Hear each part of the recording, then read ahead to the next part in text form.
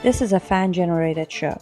If you would like to support us, please go to jamieglazov.com and also don't forget to subscribe to our YouTube channel. All your support is greatly appreciated. Good evening. Welcome to the Glazov Gang. Tonight, a very special program, Fighting Jihad Through Art. We have two very special guests with us this evening. Our first guest, Agnieszka Kolek, who is the curator for Passion for Freedom. And sitting next to her is Marianna, who is the director of Passion for Freedom. Ladies, welcome to the Glazov Gang. Hi, Jamie. How are you? Fine, and I'm very excited and also honored to have you on the show. You ladies are doing an incredible thing. Let's just begin in general about Passion for Freedom and the festivals you have. Marianna, let's begin with you. Introduce our audience to what Passion for Freedom and its festivals are about. Passion for Freedom is actually a very, very unique art festival, almost the only one in the world, that was established years ago in London, in the United Kingdom. And it was established by mainly women who felt that the freedom of expression, freedom of speech, and also women's rights are underestimated, and we have to really look closely through the art and also on the art subject, how we can really tackle the freedom of expression, which is limiting and being limited year by year. And we also had a feedback from artists from all over the world, because I think we have only Greenland not on our map where the artists come from, and they were submit the artwork to the festival. That they cannot really express themselves. There are limitations, and we have to look closer at that. So that's what the art festival is doing every year for the last 8 years. Well, thank you. And Agnieszka, let me move over to you now. Tell us about the London Art Festival of 2015. And there was a certain series of 7 satirical lightbox tableaux of ISIS threatens Sylvania. What happened there? It's a really sad situation, something that really made us think how we can move forward. And one of our artists, guest artists, initially worked under pseudonym. She created this series of tableaus mocking ISIS and our politically correct society that tries to turn a blind eye to what's happening. The artwork was not presented in any way, even if we wanted to go on this line. What was interesting is that now how we try to cycle, how our society tries to cycle, that we want to try to say that it's not important to the health and safety, or that it could be potentially inflammatory. So I have to switch off the alarm clock. I'm sorry. It's all right. It's all right. It's good to switch off the alarm clock sometimes. That the gallery owners, the Mall Galleries, which is located between Trafalgar Square and next to Buckingham Palace, which is a very prime location and also very safe, that the gallery owners raised their concerns after they were classified police by the Metropolitan Police. So that's also raised the question, why police is interfering with the art. Are they the new critics, or the art the Mall Galleries, which is the gallery that hosted the exhibition, are they also the novel art critics that has to criticize and eventually censor some of the artwork? Okay, let's just crystallize here for a minute. You had an art exhibition overall, and there was a certain work of art done by the artist Mimsy, which overall ridiculed and exposed the evil of ISIS, and the authorities actually shut this down. They forced us to remove the artwork. Basically, how it was done, you say that it was done with glass bombs, and so the gallery emailed us quoting that the police said that this work is potentially inflammatory, and that they would suggest that we remove this artwork. We tried to meet together with the police and with the gallery, being aware that if the art is in danger or ourselves, maybe we should be aware of it. Maybe we should have more information on that. And that meeting was denied, claiming that the police doesn't have time to meet with us.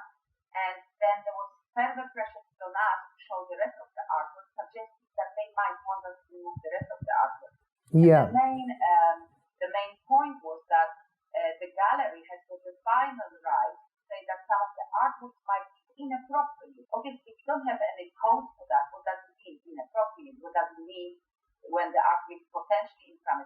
Yeah. inflammatory, when it's inflammatory. So there's no clear guidelines on that. So it's a very wide open space for them to abuse that situation. And what was interesting was that at the beginning it was said that we need to pay for the police security and we need to pay £6,000 for a day. So that was totaling up to £6,000 for a week.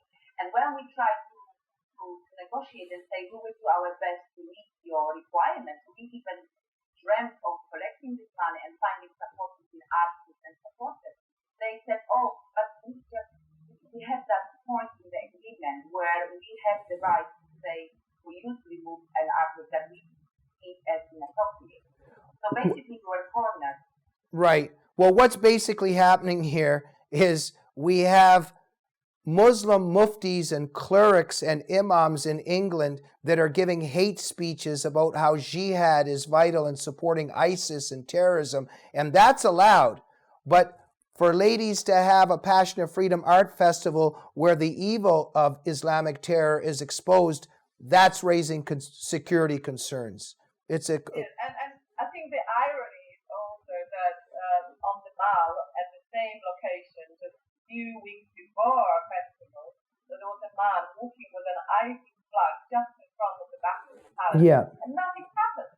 And where is the security concern for that, which is a bit more concerning than just exhibiting art that talks about the problem. So it's not even allowing people to talk and debate, and that's what is worrying us, and I think most of the time. Right. I want to move forward here.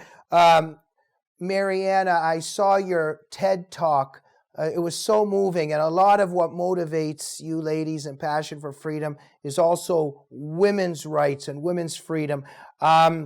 In your festival, one of the works of art you have by an Iranian, I think her name is Miriam Dehim, if I'm pronouncing that right. There's a figure of a woman in a hijab decorated with chains. Can you tell me about that? Yes, I mean, that artwork I think is very self-explanatory and very straightforward, as we know that many women in the Middle East and also in most of the Muslim countries, they don't enjoy their freedom.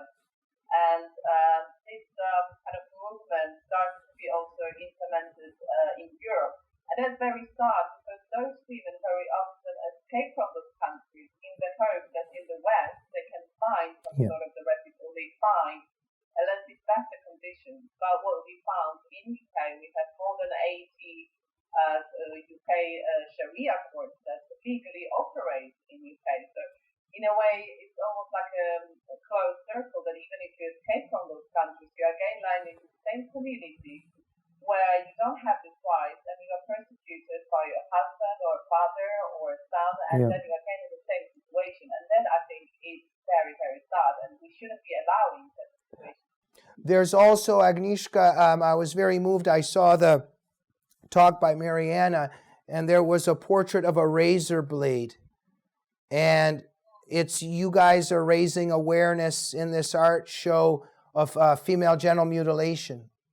I have to say that over the years, I see that when we started at the beginning, a lot of these issues were really obscure and were not aware. The first time when I got moved and I decided to join Passion for Freedom as an artist and then becoming a full-on curator was that, in fact, how people are unaware.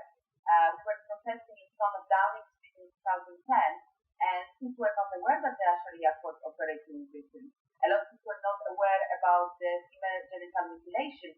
And for me, what is the most terrifying thing is that since 80s, we have a law in Britain where female genital mutilation should have been prosecuted and go to jail. And we have a situation that there are women that were already circumcised as children in this country, and now we are grown up women activists trying to stop it and saying of how terrible it is, how we not only degrade them and create huge psychological pain, but also a lot of medical issues, and some of them become not able to have children. Ladies, thank you so much. I wish we had 2 hours, but we only have a few minutes left. So please, I want to get through 2-3 more questions very briefly, please. But it's incredible that we're in a culture and a society now where female genital mutilation and honor killings and other forms of Islamic gender apartheid are tolerated, and yet to make art about it and to raise awareness is a security concern. Now, you ladies have put your life on the line. There was, I think it happened in Copenhagen, if I'm correct, somebody actually came and started shooting at one of your festivals? That is, I was invited with Marianna to speak at the panel discussion at our committee in Copenhagen in 2016 on the Valentine's Day. And yes, there was the man that came with automatic rifle and yes, he wanted to kill us all. And I'm very grateful to the Danish police and security services protecting us that they were there to save our lives. But there was somebody that was killed, somebody was actually killed outside. A filmmaker, yes. And then the attacker came and then went to attack the synagogue. And they were also fortunate that the security guard was really switched on. Unfortunately, he lost his life, but he managed to protect people inside. There was a bar mitzvah party inside with many children and parents. Thank you. And it's incredible because what I've read and researched is you guys actually continued the panel discussion after the terrorist attack. But I got up on stage. I went on stage and I said to people, not only they want to kill us, they want us to stop talking, so we should continue. It's very important that we continue to speak. Absolutely. Look, you're so brave. We're out of time. Marianna, let's finish with this, each of you. I was so moved also, Marianna, in your talk. You talked about the music coming on in one of the festivals and dancing and being free and just the very notion of freedom, women's freedom, and how Islam and other ideologies are attacking that freedom. And that's what Passion for Freedom is about, your festivals are about. Why don't you just briefly conclude for our audience and tell our audience where they can go to support you? Yes, I think it's very important to stress that we work as volunteers. We use our free time, we just use our own little funding. And you can go to the website www.passionforfreedom.co.uk. And all support is very welcome, whether it's support that can support physically with some activities or financial support. We will be very, very grateful because, as I said, we just work with charities. We don't have any bigger sponsors. Okay. And we support in our free time. And it's very, very important to keep that freedom alive. And also, I would say to artists, look out for us and please send your works to our competition next year. So everybody visit Passion for Freedom. Under a minute, Agnieszka and Marianna, we'll start with Marianna. Please, 30 seconds each. Some people sing songs. Some people go to demonstrations. Some people run for office. What does art tell us about freedom? I think art is also, it doesn't use the language as the language, so it could be understood throughout the world, around the world, because it really talks to our emotions. It talks directly to the heart. And that's what I realized, and also when I joined the Passion for Freedom, that the art can speak 1,000 words. So when you have maybe debates for 7 days in Parliament and nothing happens, really no solution is happening. Once you see one artwork, when you see one person who went through the problem and went through this horror and expresses it in the artwork, then it touches you and goes deeply, deeply to your senses. And you connect to the person, you connect to the problem, and then you can stand up and say your words. Agnieszka, briefly, please. I think it's just, as Marianna said, one image can say 1,000 words. Yeah, absolutely. And what's so interesting is that tyrants are terrified of art. Yes, it's also about humor, and that's what is very interesting with all the dictators, with all the tyranny. It's scared of being laughed at. And that's what we would like to celebrate. It's just poking jokes, having laugh, and or creating a cartoon, just to speak as we are, and celebrating our enjoyment and our how we can laugh and so fun of everything, of every religion, of every single system, of everyone. Exposing the falsehood.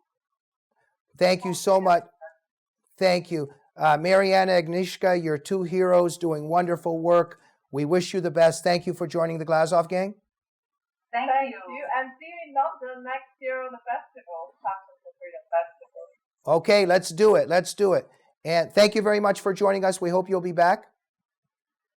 Thank you. Thank you. And our audience, make sure you go to Passion for Freedom. Get involved and support Agnieszka and Marianna in this incredible and profound enterprise for freedom.